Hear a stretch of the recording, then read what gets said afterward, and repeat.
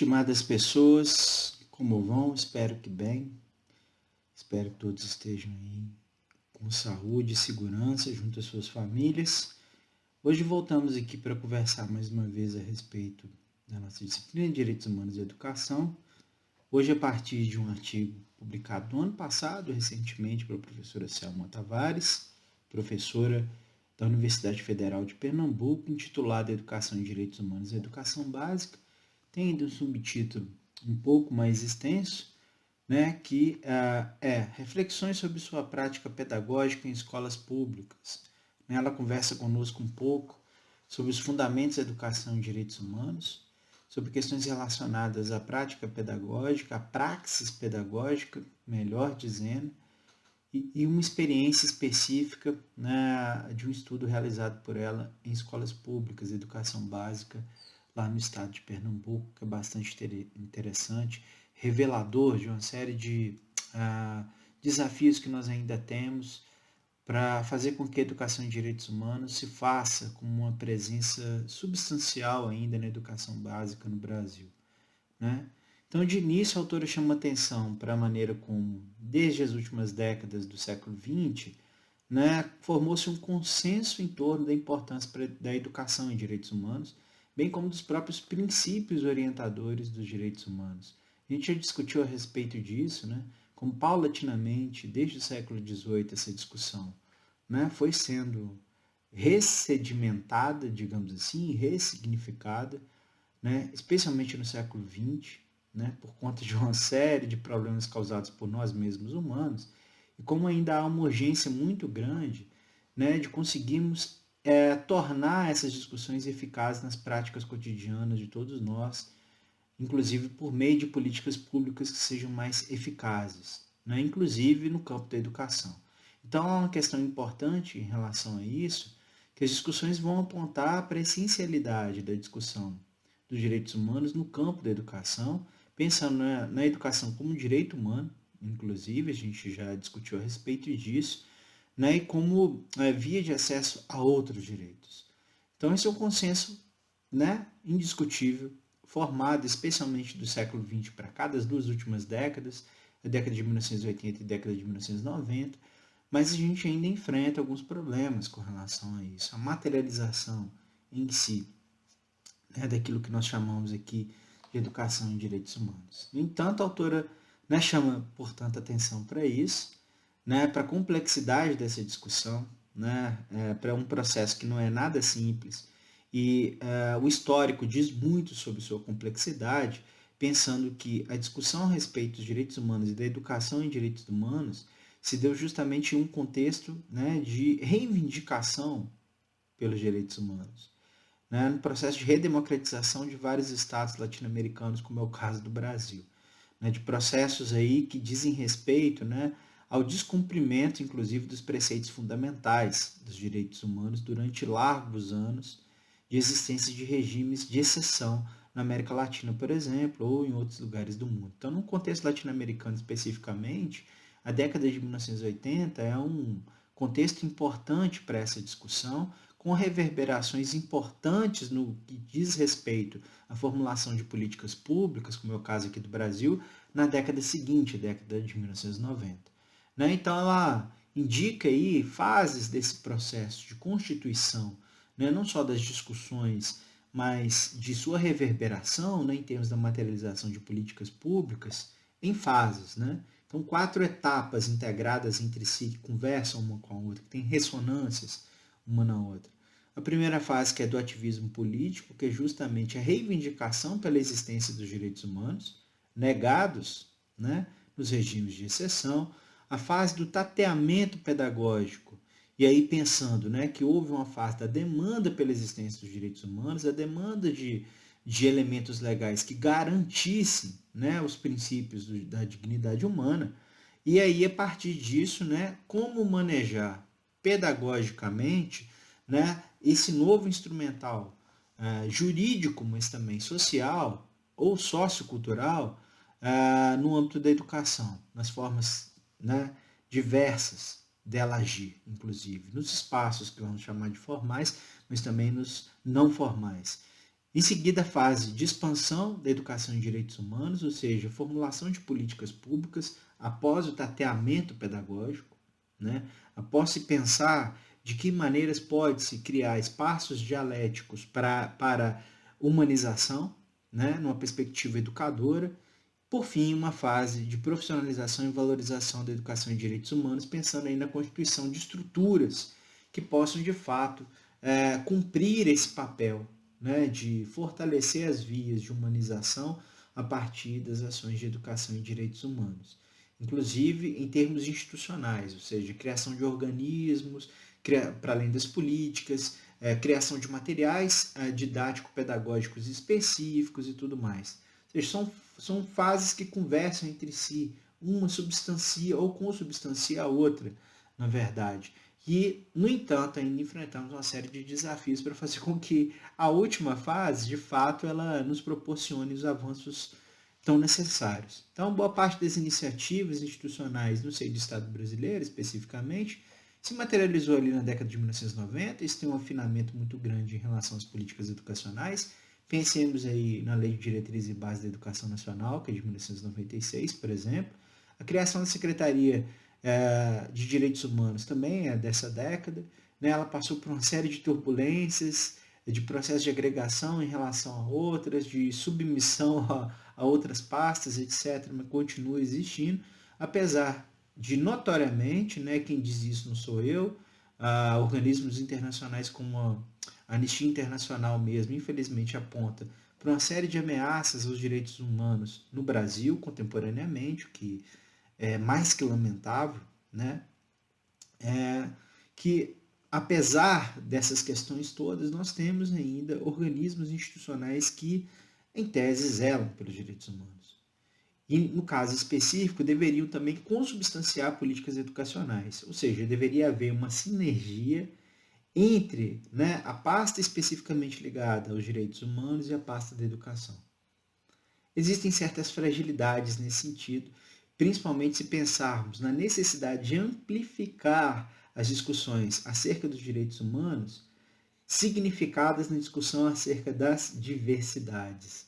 E existe ainda uma dificuldade muito grande, gigantesca, eu diria dantesca, para que isso de fato se articule no presente momento. O que é um risco, né, muito grande a estruturas democráticas e mesmo a questões relacionadas diretamente aos direitos fundamentais. Mas, enfim, no que tange à construção das políticas públicas específicas aqui no Brasil, se temos aí o Programa Nacional de Direitos Humanos, né, em suas edições de 1996, 2002 e 2009, o Plano Nacional de Educação e Direitos Humanos de 2006, as Diretrizes Nacionais para a Educação e Direitos Humanos de 2012, portanto, a política mais recente, orientadora dos caminhos para a construção de ações educativas em torno da educação para os direitos humanos. Então, o desenvolvimento dessas políticas se apresenta em sintonia com o que afirmam pesquisadores diretamente relacionados a essa temática, especificamente no que se refere à importância de sua discussão na educação, em termos da formalidade ou da não formalidade, ou seja, do espaço escolar ou de todos os outros espaços da nossa vida social. Ou seja, essa é uma discussão que ela, obviamente, tem uma importância muito grande no âmbito da escola, né? E essa é a discussão primordial da Selma Tavares nesse artigo. No entanto, ela também deve se fazer em outros espaços. Então, há outras maneiras de agir favoravelmente quanto à educação para os direitos humanos ou em direitos humanos, para além da escola, inclusive para pessoas que não estão na escola efetivamente, para os adultos, por exemplo, né, que devem também passar por processos de contínua humanização. Então, há outras várias estratégias que podem ser acionadas nesse sentido para fazer cumprir esses objetivos, né, da educação como aquela força que nos chama a ser mais, portanto, a reconhecer que nós, seres humanos, como seres inacabados, sempre somos chamados à contínua humanização. Então, essa é uma questão importante para a coexistência mesmo, né? Para a existência de uma cultura de direito, né? Para que, de fato, tenhamos as melhores oportunidades de vida para todas as pessoas sem distinção. Mas enfim, citando então a Vera Kandal, né, um trabalho publicado com colaboradores em 1996, ressalta-se a importância da escola para o próprio processo de humanização, né, coisa que às vezes nos escapa. Diz aí a Vera Kandal e seus colaboradores, a escola deveria exercer um papel de humanização a partir da socialização e da construção de conhecimentos e de valores necessários à conquista do exercício pleno da cidadania. A educação, tendo como objetivo primordial a cidadania, é algo que está plenamente visível nos documentos oficiais, né, desde a LDB, né, passando pelos outros todos que foram formulados ao longo desse tempo, né, desde 1996. No entanto, muitas vezes nós, sociedade, perdemos de vista o objetivo primordial da escola como sendo esse, como um processo, um lugar onde ocorre um processo formativo para o exercício pleno da cidadania. Mais ainda, que colabora para o nosso contínuo processo de humanização. Somos convidados a nos humanizarmos para humanizarmos os outros também. É uma ação recíproca, dialética. E muitas vezes nós temos uma perspectiva que é muito centrada na limitação e na reprodução. A escola pragmaticamente serve para apreender, ou é o lugar onde se transmitem, aquela velha questão, se transmitem alguns conhecimentos que servem para tal e tal e tal coisa, aquilo que não tem serventia. Se negligencia, né, a subjetividade como formadora dos próprios sentidos da humanidade e que nos permitiria, portanto, né, nos humanizar e humanizar todos os outros. Ou seja, é um negócio que precisaria de uma boa reflexão de nossa parte, coletivamente. Existem outras forças, no entanto, que insistem na negação, na negligência com relação a essa discussão específica. No entanto, mesmo com o consenso sobre essa importância, a educação e direitos humanos, Selma Tavares indica como tema ainda recebe um tratamento incipiente aqui no Brasil, tanto em termos teóricos quanto metodológicos, digamos assim, restringindo-se, melhor dizendo, mais a esfera teórica, aliás, com afastamento em relação ao fazer pedagógico. É interessante, no entanto, pensarmos o seguinte, que não é simplesmente o fazer pedagógico, a prática pedagógica, mas é a construção de uma praxis, que é a boa e perfeita junção e equilíbrio entre o conhecimento fundamental, que a gente pode chamar de teoria ou epistemologia, e a construção da prática. Ou seja, não existe uma boa prática sem fundamento na educação. Então, havemos de sempre pensar assim, criticamente toda vez que existe uma afirmação, surge uma afirmação, fala assim, falta prática, falta diálogo com a realidade, tem que ter uma coisa mais prática, etc, etc. Essa é uma urgência sempre presente, mas é sempre necessário pensar que sem fundamento não tem boa prática. Uma prática não fundamentada, não bem fundamentada, ela pode gerar problemas, por mais bem intencionada que ela seja. E isso acaba acontecendo. Os exemplos são fartos, infelizmente. Assim afirma ainda, o olhar para a prática pedagógica, junto com as diferentes estratégias metodológicas e opções curriculares, é fundamental. Em especial porque sua inserção na educação básica tem ocorrido principalmente por meio de atividades mais pontuais, marcadas no calendário, e raramente com uma política de sistema envolvendo toda a rede de ensino. E de fato, essa é uma febre, né? Marcado no calendário é uma ação pontual a ser realizada, completamente desconectada de uma discussão maior que deveria se fazer presente de maneira interdisciplinar ao longo do tempo, como parte do processo de formação, e acaba não acontecendo. Né? Muitas vezes eu já recebi perguntas assim, de alunos na graduação me questionando por que questões como ética, por exemplo, que levam até reflexões sobre o campo da educação em direitos humanos, não são ressaltadas durante o processo de escolarização, nem no ensino médio. Né? A ponta final da educação básica. teoricamente, está lá para ser discutido. Ou seja, existe ainda uma desconexão, e isso é discutido pela autora, entre elementos que são orientadores dos currículos e que discutem, colocam questões relativas à ética, à educação e direitos humanos, mas não conseguem articular, às vezes, com os projetos pedagógicos e regimentos das escolas e com fazer docente especificamente, né? Então, essa é uma questão legal para a gente sempre pensar, né? Como o universo orientador dos conteúdos, das caixinhas curriculares ou disciplinares, às vezes tem previsões, né, de discussão e elas não são implementadas. Porque muitas vezes as nossas, digamos assim, práticas avaliativas, inclusive, do ponto de vista sistêmico, nos cobram outras coisas, né? E esse é um outro problema. E essas cobranças, elas estão muito afastadas daquilo que talvez seja a nossa primeira necessidade. Em uma sociedade tão desigual quanto a nossa, talvez o imperativo maior seja a humanização. E que essa humanização seja eminentemente equilibrada com outras questões, né? Está longe daquilo que temos observado, como destaca a autora, inclusive. Como resposta a tal questão, a autora apresenta em seu artigo o resultado de uma pesquisa realizada entre os anos de 2012 e 2017 em escolas públicas de Pernambuco.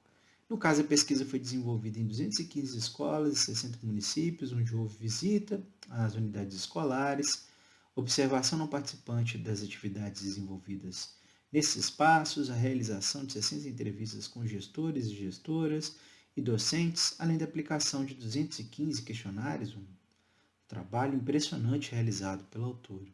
A partir dos resultados verificados no estudo, foram construídos planos de ação nas áreas de direitos humanos e cidadania e direitos humanos e gênero, em um processo dialógico participativo, tendo sido os planos discutidos nas conversas pedagógicas realizadas pela pesquisadora e nas reuniões com as equipes pedagógicas de cada unidade escolar. Ou seja, um trabalho legal assim também, porque ele apresenta uma devolutiva à comunidade que participou do estudo, né? Isso é sempre legal, porque muitas vezes há um problema sério no universo da pesquisa, não apenas no campo das humanidades, mas também nas outras áreas do conhecimento, que às vezes o pesquisador vai até a campo, ele coleta dados, entrevista pessoas, etc.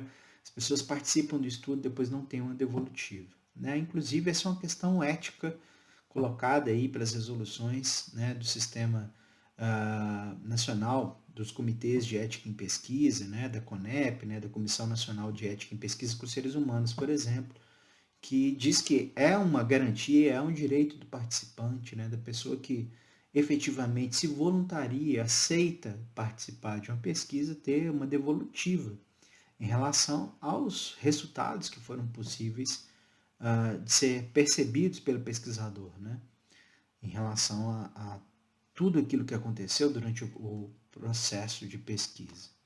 Então, a autora também fala um pouco das práticas pedagógicas em direitos humanos, depois vai amarrando com questões relativas a esse universo da pesquisa, e no que se refere à prática pedagógica, a Selma Tavares alerta que deve se realizar a partir de ela, né, a prática pedagógica deve se realizar a partir de metodologias de ensino que estejam efetivamente sintonizadas com os próprios princípios dos direitos humanos. E muitas vezes, né, parece isso uma questão evidente, mas não é, porque não se realiza.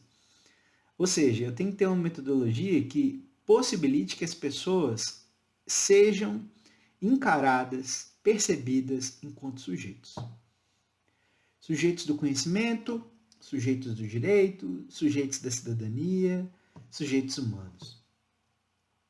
Parece negócio óbvio, mas não é. As práticas tradicionais da educação não percebem as pessoas como sujeitos, ou seja, não percebe-se a presença do estudante como sujeito. O sujeito é o quê? O sujeito é aquela pessoa que tem em si consciência a respeito de si do mundo. Aquela que traz consigo, mesmo que em tenra idade, uma determinada margem de conhecimento, de experiência, de percepções, que muitas vezes não são possíveis de serem emitidas, de serem percebidas e respeitadas. Então, toda metodologia ela deve ser atravessada por essa perspectiva, que vem da pedagogia crítica, por exemplo. É uma perspectiva plenamente humanizadora, dialética. Ou seja, tem que haver necessariamente um diálogo entre as partes envolvidas. É um campo de interlocução, não de monólogo. Então essa questão é importante, assim, porque muitas vezes a gente repete essas questões e a prática cotidiana ela ainda se mostra muito afinada, muito próxima, né? Isso é muito resistente. Os casos são vários, inclusive na pós-graduação, de professores que não querem diálogo, né? Ou seja, uma metodologia que não passa pelo diálogo, que não passa pelo reconhecimento da existência do outro enquanto sujeito, não vai levar ao desfecho que se espera, no caso aqui, né? Na discussão sobre direitos humanos, que a outra pessoa ou as outras pessoas não sejam consideradas sujeitos. Assim, toda ação deve atravessar diferentes elementos do contexto escolar, indo do currículo até a relação com a própria comunidade, a partir de uma praxis pedagógica que de fato se relacione com a educação de direitos humanos, possibilitando então reflexão e crítica sobre as experiências sociais e possíveis transformações ético-políticas. Ou seja, todo mundo conversa, as experiências são colocadas em jogo, as percepções são colocadas em jogo, em diálogo, para serem interpretadas, reinterpretadas, ressignificadas, levadas e tomadas em conta, para que efetivamente, né, possam ser observadas a partir de uma lente eminentemente crítica e que a partir disso, né, desse processo, possa surgir possibilidades de transformação, mesmo que seja do olhar das pessoas em relação aos temas ali discutidos, as experiências que foram discutidas, vivenciadas em si. E essa é uma transformação eminentemente ético-política. Ou seja, uma questão sobre o dever ser de cada sujeito em relação à sua atuação para consigo e para com o mundo. Né? Política é isso. Né? Sua atuação para com o mundo. Sua preocupação para com o mundo e, portanto, com as outras pessoas.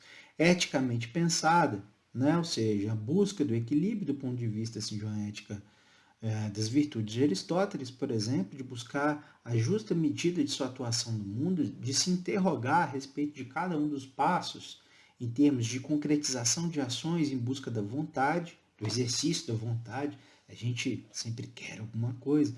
Pensar naquilo que pode ser o resultado de sua ação para conquistar aquilo que você quer, se isso vai afetar a vida do outro ou a sua própria vida negativamente, né? Não se desfazer dos vínculos existentes entre a sua vontade, aquilo que você faz e o resultado, ou pensando em termos de uma ética universalista kantiana, né, daquilo que você deve julgar para o outro como se fosse uma própria força da natureza, em termos do desejo daquilo que é sempre o melhor para consigo. Vai ser sempre, então, o desejo daquilo que deve ser o melhor para com o outro, que é feito justamente da mesma essência que você, que é a mesma coisa. Hoje sempre considerar que seres humanos são elementos puramente sagrados, nesse sentido, né?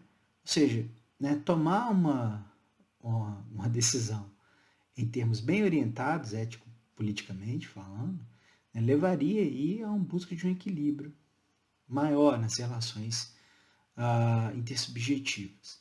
Então, esse é um desfecho que se espera, dentre outros, né?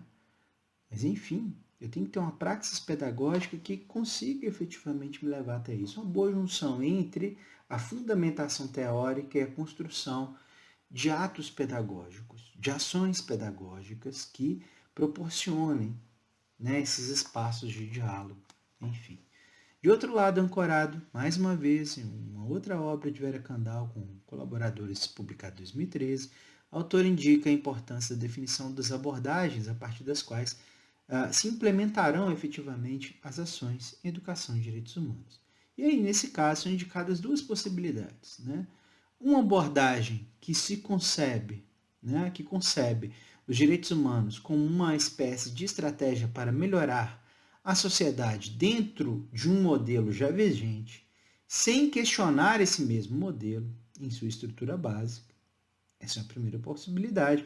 E a segunda, e está aí negritada, porque é essa que se articula com a perspectiva trabalhada pela autora, outra que os percebem como mediações para a construção de um projeto de sociedade igualitário, sustentável e plural. Ou seja, para inclusive observar do ponto de vista crítico, reflexivo, essa estrutura vigente.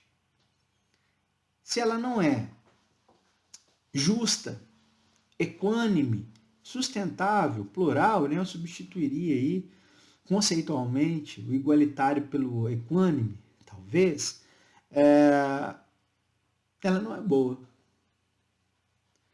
Ou seja, será que basta, né, essa abordagem primeira, essa possibilidade primeira, de tentar articular uma mudança a partir de uma permanência da estrutura básica vigente? Talvez não seja o suficiente. Né? Ou seja, é interessante que as pessoas, ao menos, tenham a possibilidade de enxergar com olhos desnaturalizadores as estruturas básicas a partir das quais nós desenrolamos nossas ações sociais. Então, essa é uma questão importante, né? A qual a gente pode aplicar dois conceitos, um da sociologia e outro da filosofia. Da sociologia, a imaginação sociológica, da filosofia, a atitude filosófica de pensar na necessidade de desnaturalizarmos essas estruturas sociais vigentes, em torno da construção de uma realidade que seja melhor para todas as pessoas indistintamente. Então, a partir da segunda perspectiva, podem se desenvolver abordagens da chamada pedagogia do empoderamento, segundo aí a obra da Vera Kandal, composta por 4 movimentos específicos. O primeiro, saber e conhecer os direitos, se apropriar daquilo que são os direitos, portanto, conhecê-los. Depois, desenvolver uma autoestima positiva, ou seja, se encontrar enquanto sujeito efetivamente no mundo e se considerar como sujeito de direitos, se possibilitar a capacidade argumentativa em torno de sua existência como sujeito de direitos, porque você conhece seus próprios direitos e conhece seus deveres também. Né? Uma coisa não afasta a outra, lembremos sempre. Há uma confusão muito grande, né, em torno da exigência dos direitos, como se isso fosse uma condição para negar as responsabilidades e, por fim, promover uma cidadania ativa e verdadeiramente participativa, que seria aí o esteio de construção de uma boa ordem democrática, né, em busca de questões tantas tais como a justiça social. Nessa direção, o processo deve se dar em consonância com o contexto da comunidade com a qual se dialoga. Então, para pensar essas ações, essas discussões, pensar ali, né, nesse cenário, né, quais são as demandas de fato existentes ali, quais são as questões que atravessam a vida das pessoas, dos seus alunos, com as pessoas com as quais você vai dialogar, respeitando seus saberes, suas experiências, sem fragmentá-los, sem afastá-los, ou seja, reconhecendo eles como parte desse processo, parte integrante e de forma absolutamente valiosa. De outro lado, as discussões devem atravessar a vivência escolar como um todo, ultrapassando os conteúdos meramente curriculares. Ou seja, a educação em direitos humanos deve fazer parte daquilo que é a essência do próprio fazer pedagógico. Diferentemente, confinar as discussões nas caixinhas disciplinares, que geralmente é o que acontece. Ainda em relação ao currículo, tanto na sua versão formal quanto a oculta, devem ser alvo, né, de um diálogo profundo entre professores e estudantes, entre professores e estudantes e a comunidade, com o objetivo que esse currículo espelhe objetivos relacionados à formação humanizada e cidadã, finalmente. E não existem dúvidas quanto a elementos nesse sentido que reconhecem essa função do próprio currículo dentro dos documentos oficiais, desde os anos 90. Né? No entanto, existem dificuldades para fazer com que isso se desenrole de uma maneira um pouco mais efetiva. Então, esse é um desafio grande ainda. Cumprindo o que indicam as diretrizes nacionais de educação e direitos humanos, de 2012, há 3 possibilidades, então, de incorporação curricular do tema direitos humanos. Nos dizem aí as diretrizes: pela transversalidade, por meio de temas relacionados aos direitos humanos e tratados interdisciplinarmente como um conteúdo específico em uma das disciplinas já existentes no currículo, é outra possibilidade, ou ainda de maneira mista, ou seja, combinando transversalidade e disciplinaridade. Ou seja, tem como fazer pela disciplinaridade, pela transdisciplinaridade ou da combinação entre transdisciplinaridade e disciplinaridade. É o que receituam as diretrizes nacionais de educação em direitos humanos, né? Então, são oportunidades a serem estudadas pelas equipes pedagógicas da escola e dialogadas pelos professores, né? Ou entre os professores, na verdade. E às vezes, por que não, dialogadas com os estudantes?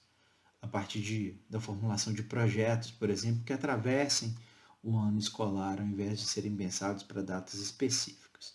Menciona-se ainda que a prática pedagógica em educação e direitos humanos deve se orientar por suas finalidades, a partir de 3 dimensões específicas: dimensão ética, dimensão crítica, dimensão política. Né? Ou seja, 3 dimensões específicas. Para se pensar, em algumas aqui a gente já pensou, né? Aliás, todas elas. Né? A ética não se afasta da política.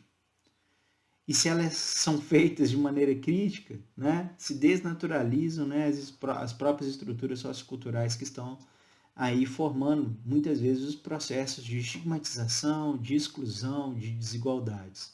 Então, perspectivas éticas, críticas e políticas são aquelas que dão esteio à formulação das melhores discussões e práticas em termos de educação e direitos humanos.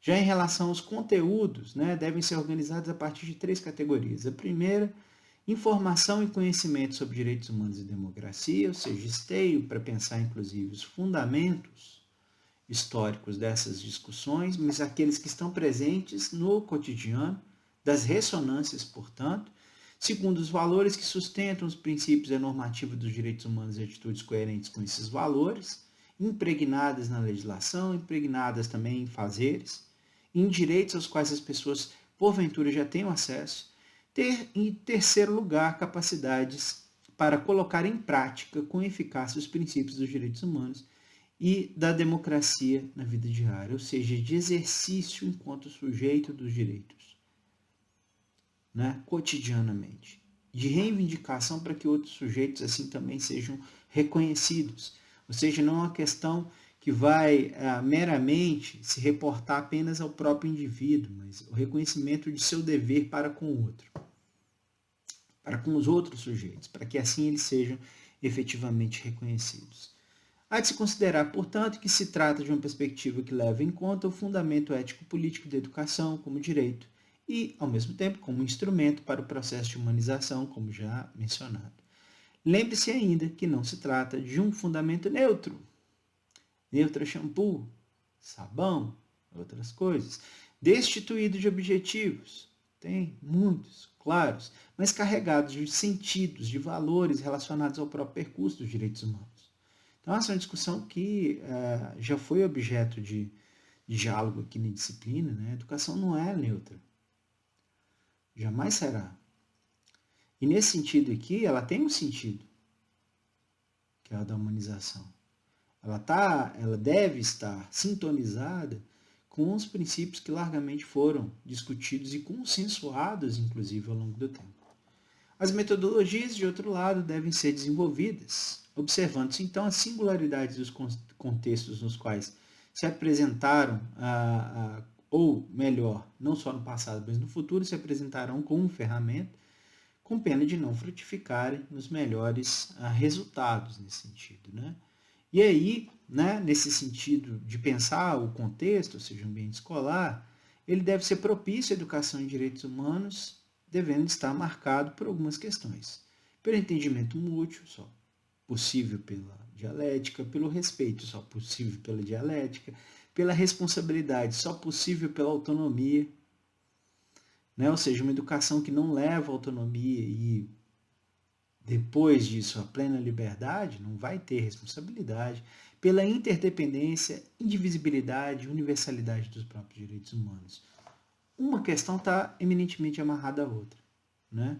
Só são possíveis por uma perspectiva pedagógica que seja dialética, mais uma vez. O autor, então, indica os elementos de desafio para a implementação da educação de direitos humanos nas escolas brasileiras, desde os problemas relacionais, né, entre as pessoas que estão ali nesse cenário educacional, os profissionais de educação, os estudantes, até a ausência da laicidade nas escolas, especialmente nas escolas públicas, pensando-se que o Estado brasileiro é laico e que nossa educação é firmada como laica. Nós temos a educação, ela não é neutra, né? Ela está crivada de uma série de sentidos que muitas vezes estão relacionados à sua própria comunidade do saber. Mas, no entanto, a gente tem que pensar, né, que essa comunidade é plural, e nesse sentido, o cumprimento do princípio da laicidade se refere à proteção de um determinado direito de uma série de pessoas. Né? Então, de modo geral, há uma ausência ainda de uma perspectiva intercultural em nossas escolas. De modo contrário, né, o espaço escolar, para ser propício à educação de direitos humanos, deve promover o entendimento mútuo, o respeito, a responsabilidade, aquilo que já estava afirmado antes, a interdependência e indivisibilidade, universalidade dos direitos humanos. Então, o estudo, né, formulado pelo autor, apontou para a articulação frágil entre as políticas educacionais, as linhas pedagógicas adotadas pelas escolas e seu diálogo com a educação e direitos humanos, né, de maneira geral. E, no caso, os direitos humanos pouco apareceram entre os princípios dos projetos pedagógicos e mesmo os regimentos escolares, né, ali verificados. E, quando estavam presentes, foram identificados mais de forma indireta ou mesmo genérica. Esse é um processo que talvez, obviamente, não seja apenas de Pernambuco. Foram notadas ações pontuais, geralmente orientadas por datas comemorativas. Dia Internacional da Mulher, Dia do Estudante, Dia da Consciência Negra, Dia do Índio, por aí vai. Ou seja, vamos discutir questões possivelmente relacionadas aos direitos humanos em uma data específica. Para além daquilo, não há discussões. Em menor grau, foram ainda notadas atividades relacionadas a projetos interdisciplinares organizados, né, além das datas comemorativas. No entanto, no geral, notou-se incipiência nas ações de educação em direitos humanos.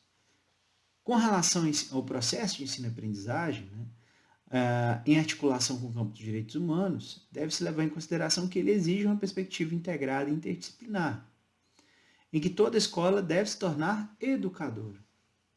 Não é a missão de um único professor, de uma única disciplina, de uma data comemorativa. Enfim. No entanto, no trabalho analisado foi identificada a existência de diversas dificuldades no âmbito dos componentes curriculares, por exemplo, inclusive na área de humanidades, para fazer a interlocução plena com os direitos humanos, permitindo aplicar a chamada transversalidade. No caso das escolas abordadas, houve ainda oscilação entre metodologias tradicionais de ensino e aquelas de perfil mais dialético, sendo que faltou um R ali, dentre, não é dente não, tá? Ei, Jesus! Dentre as atividades relatadas estão feiras de ciências, jogos escolares, questões até bastante tradicionais, corriqueiras, as tais datas comemorativas e os processos disciplinares ou interdisciplinares, sendo que as duas primeiras contaram com a atuação mais direta dos estudantes, né? Sendo que os processos disciplinares ou mesmo interdisciplinares também poderiam contar, né? É uma outra questão importante para se pensar. Os materiais pedagógicos, no caso, também devem ser pensados de maneira especial, sendo que eles devem refletir as visões e representações dos diferentes grupos que compõem aquele contexto específico, como também a concepção de uma educação que seja eminentemente humanizadora. Muitas vezes, os materiais eles sequer existem. Esse é um problema. Existem no sentido de serem oferecidos, de serem usados ali naquele contexto específico. Existir, eles existem. Ainda mais no dia de hoje, há uma proliferação cada vez ou progressivamente melhor e maior de materiais relacionados a essa temática especificamente. Mas muitas vezes não é raro que nós encontremos o discurso, olha, eu não encontrei.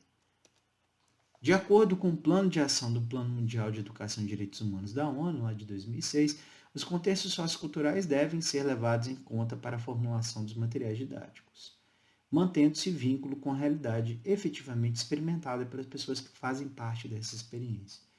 Ressalta-se isso mais uma vez. Fugindo dos caminhos tradicionais, portanto, aí pensando nos caminhos possíveis para avaliação, a metodologia de avaliação deve atender uma perspectiva que seja processual, formativa e diagnóstica, coisa que muitas vezes está longe de acontecer, utilizando-se aí dos mais diversos instrumentos. Nesse sentido, diverge das políticas de avaliação nacionais e internacionais que tem um outro sentido, tem um outro contorno. Então, mais focadas na classificação, na perspectiva somativa, portanto, muito longe da subjetividade e, portanto, restritiva. Não se permite, né, que seja compreendida aí determinadas outras questões que igualmente são fundamentais para a nossa sociedade. Então, esse também é um fator que a autora indica como um problema importante a ser pensado. Nas escolas observadas pelo estudo, os procedimentos avaliativos não apresentaram uma função educativa, sequer também uma função diagnóstica. Foram processos somativos, portanto, muito afinados com essa concepção classificatória que o Sistema Nacional de Avaliação muitas vezes tem, né? Hierarquizador, classificador. E aí nos sobram o quê? Os desafios. Entre os desafios ainda permanentes, destaca-se a insuficiência de conhecimento no campo teórico e metodológico relacionado aos direitos humanos, a escassez de formações na área e de material adequado e a ausência de monitoramento das próprias ações de nós todos, professores, em relação a essa temática específica. Eis aí a nossa referência, da professora Selma Tavares, da Universidade Federal de Pernambuco, né, que nos proporcionou hoje aqui pensar questões relativas à educação e direitos humanos, especificamente na educação básica, ou seja, né, uma discussão legal assim, para fugirmos, inclusive, né, começarmos esse processo de fuga em relação a uma discussão eminentemente teórica. Né? Ela foi às escolas, verificou o que está acontecendo. Né? Então, é uma discussão interessante para a gente pensar, inclusive em relação a esses desafios, né? Olhar ao nosso redor, pensar inclusive aqui a própria disciplina, o que ela apresenta em termos de permanência desses desafios. Né? Peço, como sempre, que vocês teçam seus comentários a respeito daquilo que o texto base que discute, nos oferece enquanto elemento de reflexão e para os elementos da própria aula da disciplina. No mais, desejo mantido, que estejam todas as pessoas bem, assim como suas famílias. Nos encontramos, por enquanto, virtualmente, dentro em breve. Grande abraço para todo mundo, estejam bem, se cuidem, tchau, tchau.